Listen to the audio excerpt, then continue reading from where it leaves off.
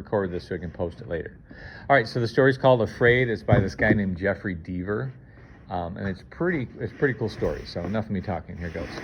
Where are we going? The woman asked as the black Audi sped away from Florence's Piazza della Stazione, where her train had just arrived from Milan. Antonio shifted gears smoothly and replied, "It's a surprise."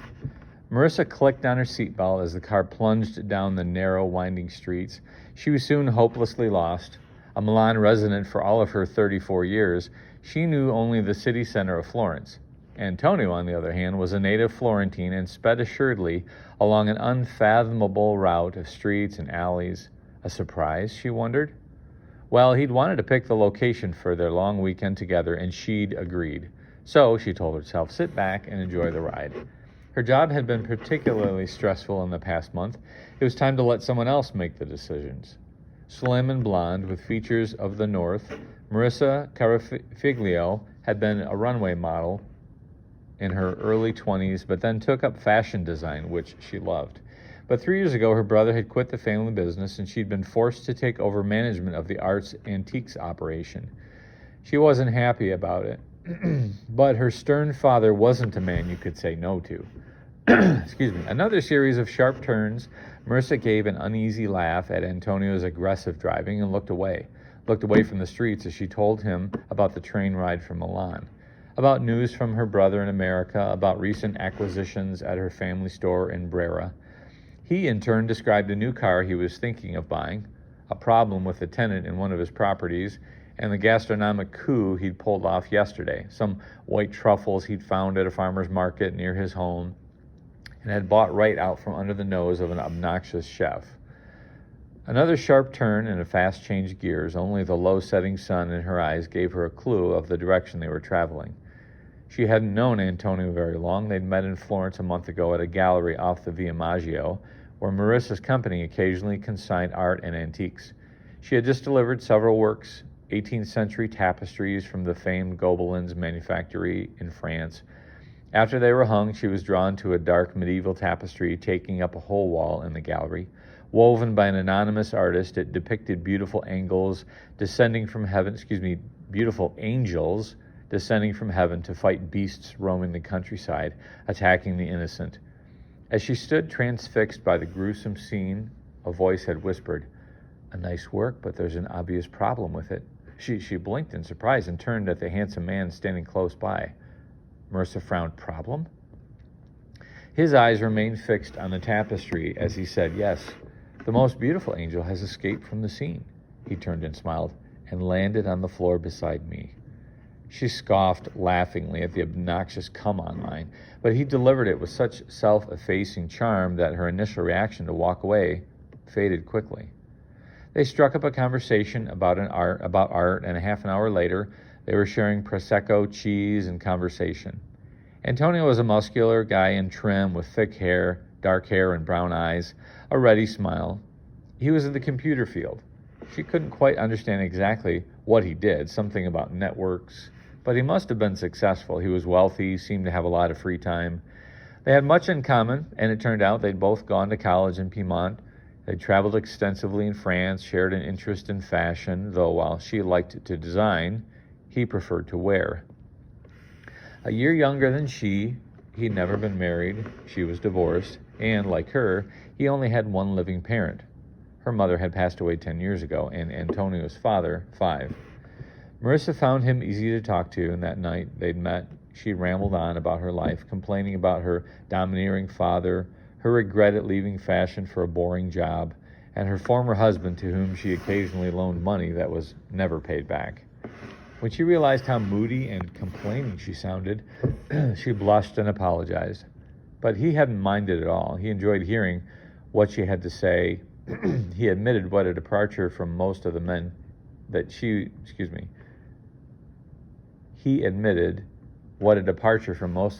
dated, who focused on only their looks and on themselves. They walked along the Arno, then strolled across the Ponte Vecchio, where a young boy tried to sell him roses for his quote-unquote wife. Instead, he bought her a tourist souvenir, a Lucretia Borgia poison ring. She laughed hard, and she kissed him on the cheek. The next week, he came to visit her in Navigli in Milan. She'd seen him twice after that on business, here in Florence. This was to be their first weekend away. They were not yet lovers, but Marissa knew that would soon change. Now, on their way to the surprise destination, Antonio made another sharp turn down a dim residential street. The neighborhood was run down, and Marissa was troubled that he was taking this shortcut, troubled all the more when he abruptly skidded to a stop at the curb. What was this? She wondered. He climbed out. Just have an errand. I'll be right back, he hesitated. You might want to leave the doors locked. He strode to the decrepit house, looked around him, entered without knocking. Marissa noticed that he'd taken the car keys with him, which made her feel trapped. She loved to drive. Her car was a silver Maserati, and she didn't take well to the role of passenger. She decided to follow his advice and check to make sure all the doors were locked. As she was looking at his side of the car, she glanced out the window. She saw two twin boys, about 10 years old, standing motionless, side by side across the street. They stared at her, unsmiling. One whispered something, the other nodded gravely. She felt a shiver at the unnerving sight.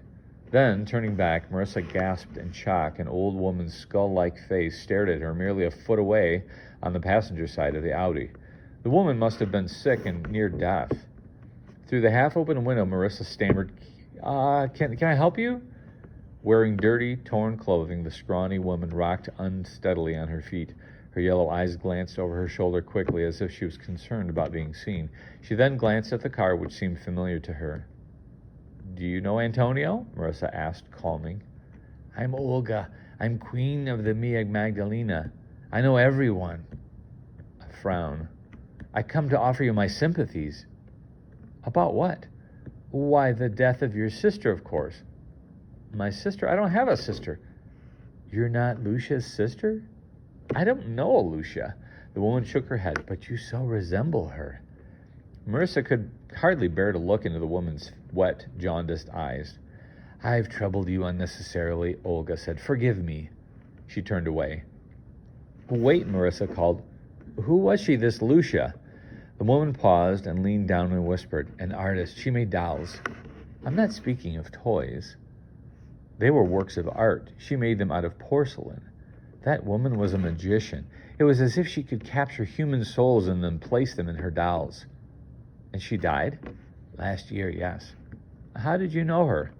Olga glanced one more time at the building Antonio had gone into. "Forgive me if I've troubled you. I was mistaken, it seems." And she hobbled away. Antonio returned a moment later, carrying a small gray paper bag.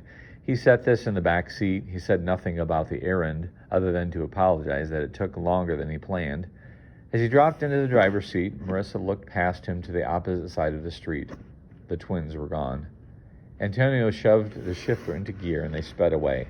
Marissa asked him about the old woman. He blinked in surprise. He hesitated, then gave a laugh. "Olga, she's crazy. She's not right in the head." "Do you know Lucia?" Antonio shook his head. "Did she say I did?" "No, but it seemed that she was telling me about her because she recognized your car." "Well, as I say, she's crazy." Antonio fell silent and wound his way out of town, eventually catching the A7. And he then turned south onto the SS 222, the famous Chianti-Giana highway, which winds through the wine region between Florence and Siena. As Marissa gripped the handheld above the door in the car, they raced through Strada, then past the magnificent Castello de Uzzano, and then Greve, and into the sparser region south of Panzano.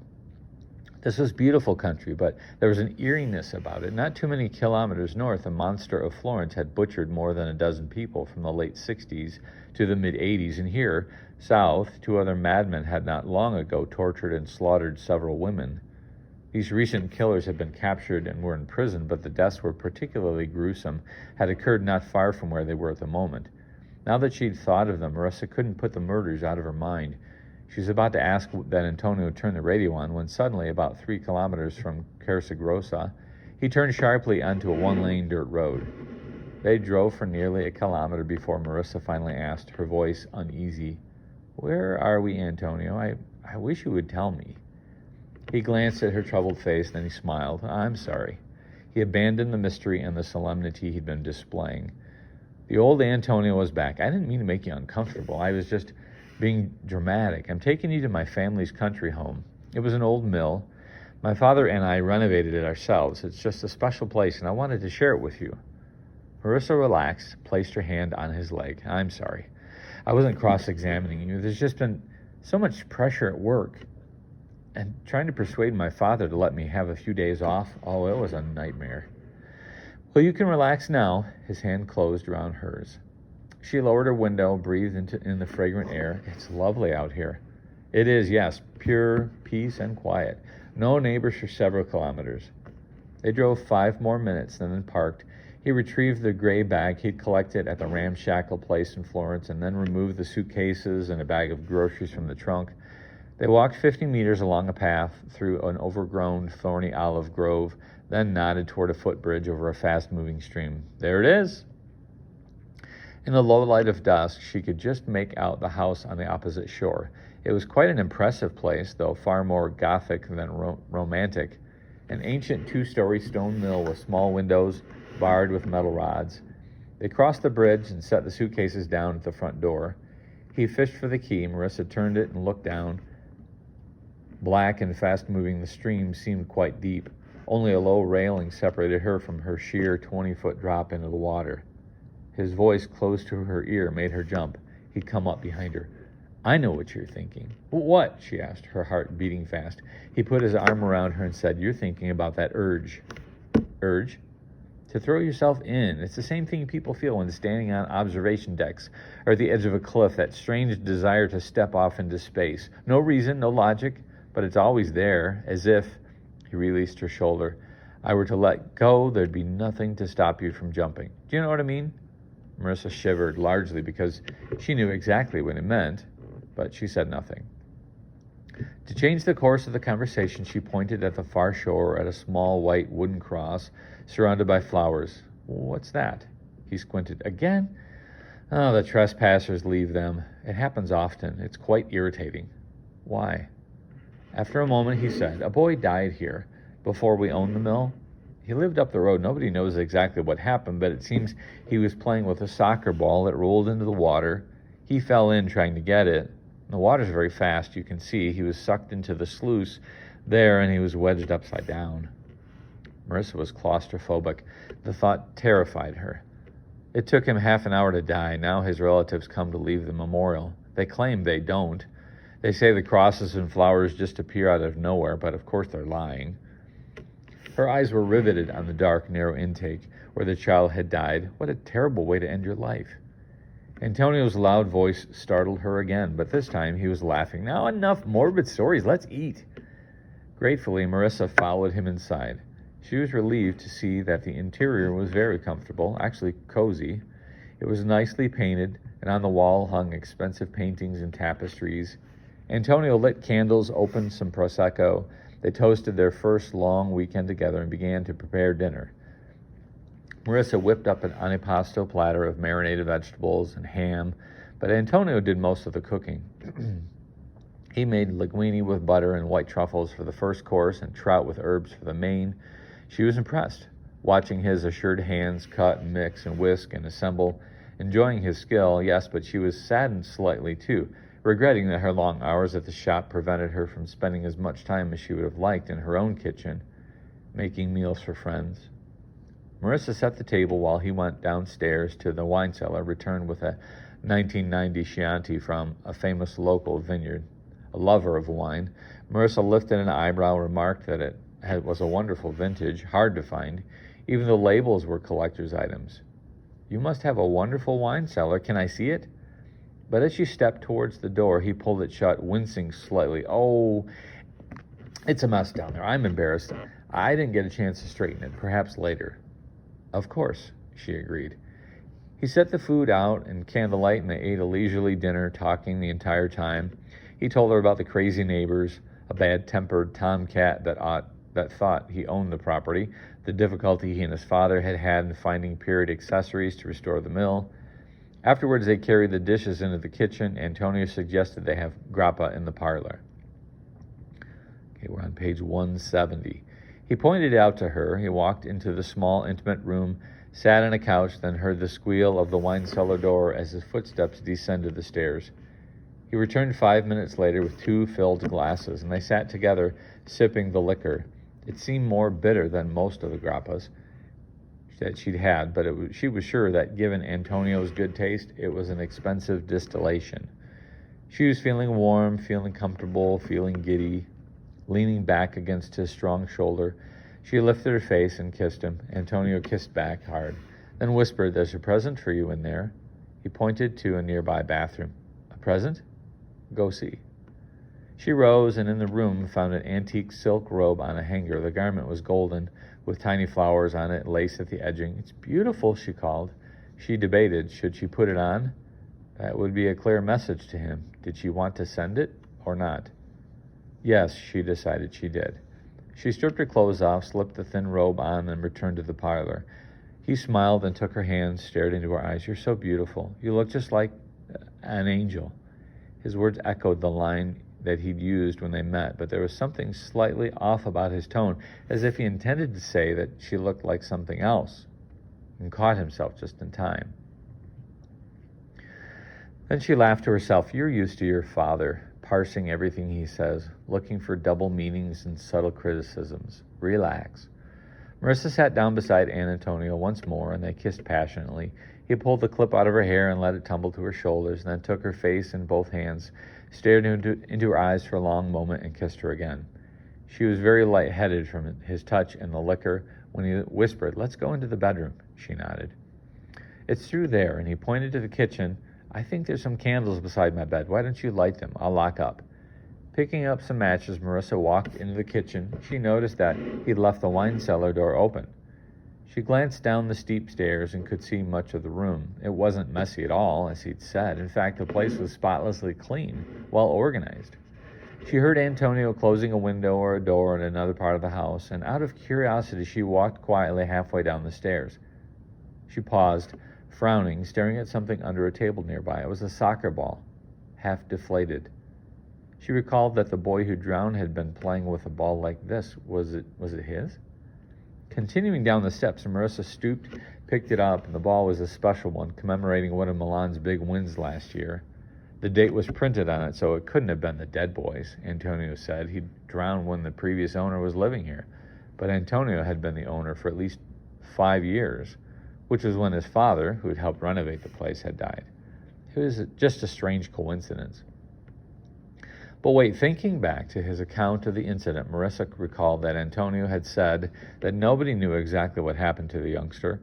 But if that was true, then how could he possibly know it had taken the boy half an hour to die?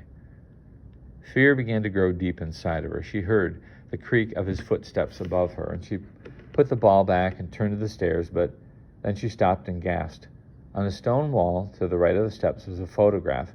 It was of Antonio and a woman who looked very much like Marissa, her hair dangling to her shoulders, and they were both wearing wedding rings, even though he said he'd never been married.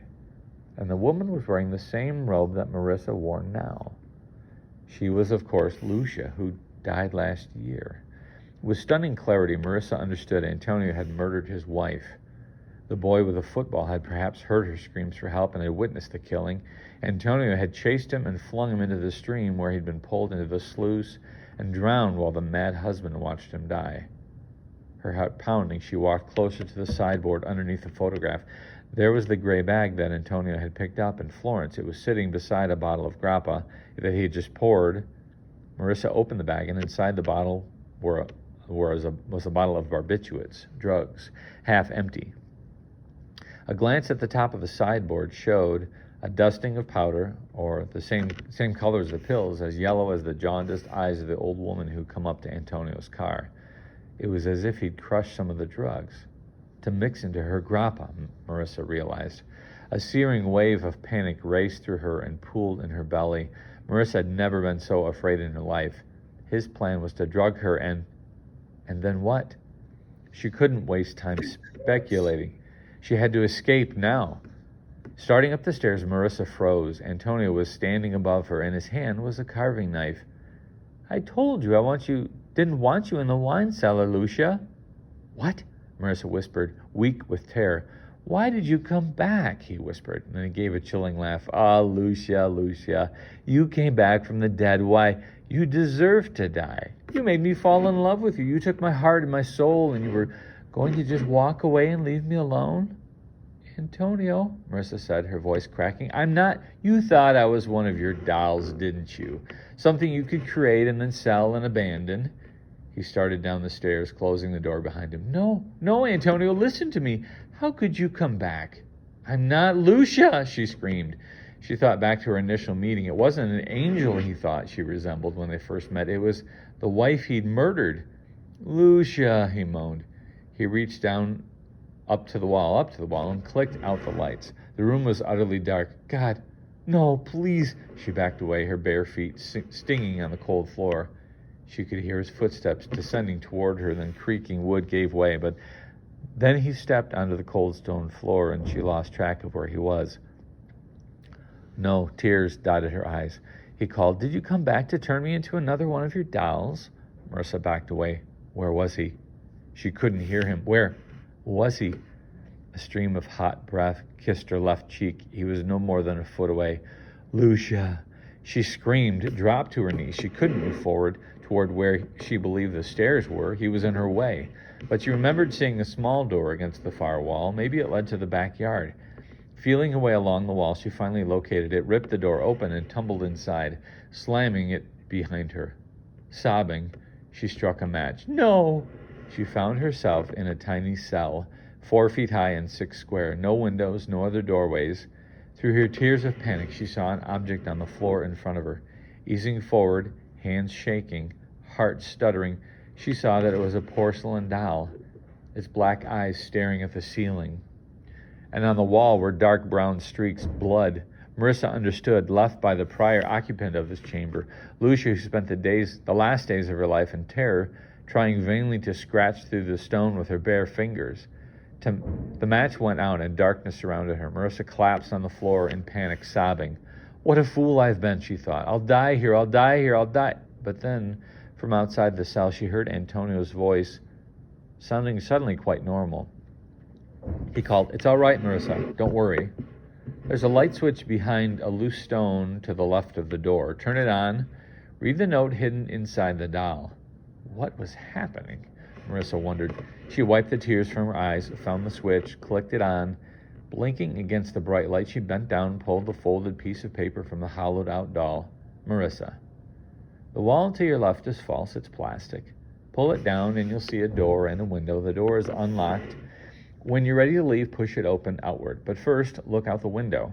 She ripped the plastic away, and there was indeed a window, and she looked out and saw a footbridge. Unlike before, the property was now well lit with spotlights from the mill.